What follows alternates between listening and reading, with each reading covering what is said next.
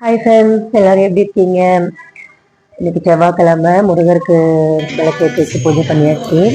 சாம்பிராணி போட்டு விட சொன்னேன் எங்கள் வீட்டுக்காரன். ஏதோ கொஞ்சம் மனசு ஒரு மாதிரி இருந்ததுனால. அப்புறம் வைகாசி விசாகம் வருது. வைகாசி விசாகம் இந்த வருஷம் ஜூன் 9ஆம் தேதி வருது. முருகர் பிறந்த நாள் தான் வைகாசி விசாகன்ட்டு கொண்டாடப்படுகிறோம். நிறைய பேர் விரதம் இருப்பாங்க, 41 நாள் 21 நாள்னு. சிலருக்கு அவ்வளோ நாள்லாம் விரதம் இருக்க முடியாது. அப்படி இருக்கிறவங்க 6 நாள் விரதம் இருக்கலாம். 6 நாள் விரதம் இருக்கிறவங்க ஜூன் 4ஆம் தேதி ஸ்டார்ட் பண்ணலாம். நானும் 6 நாள் தான் இருக்கலாம்னு இருக்கேன். எளிமையா பூஜை ரூம்லாம் சுத்தம் பண்ணிட்டு முதல் நாளே வீட்டெல்லாம் நல்லா தொடச்சி வச்சுட்டு விளக்கு தட்டெல்லாம் விளக்கிட்டு காலையில குளிச்சுட்டு விளக்கேற்றி விரதத்தை ஆரம்பிக்கலாம்.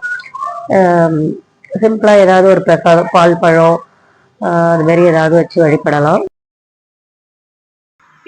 என்ன மைக் வாங்கிட்டியா? பூஜை பண்ணி முடிச்சோடனே என் வீட்டுக்காரர் ஒரு சர்ப்ரைஸ் கிஃப்ட் மைக் வாங்கி கொடுத்துருக்காரு.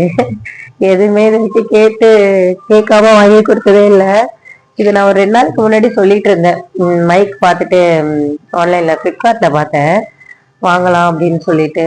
ஆனா நல்ல மைக்கா வாங்கணும்னா ரேட் கொஞ்சம் அதிகமா இருந்தது. 800 700 அந்த மாதிரி இருந்தது.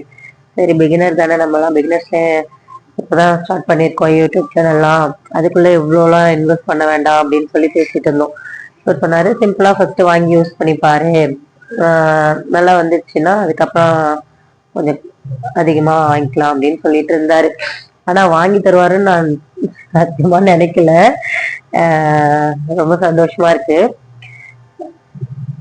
நான் ஆசைப்பட்டு கேட்காம வாங்கி கொடுத்தது அப்படின்னாக்கா இதுதான் நினைக்கிறேன், எனக்கு தெரிஞ்சு. தேங்க்யூ.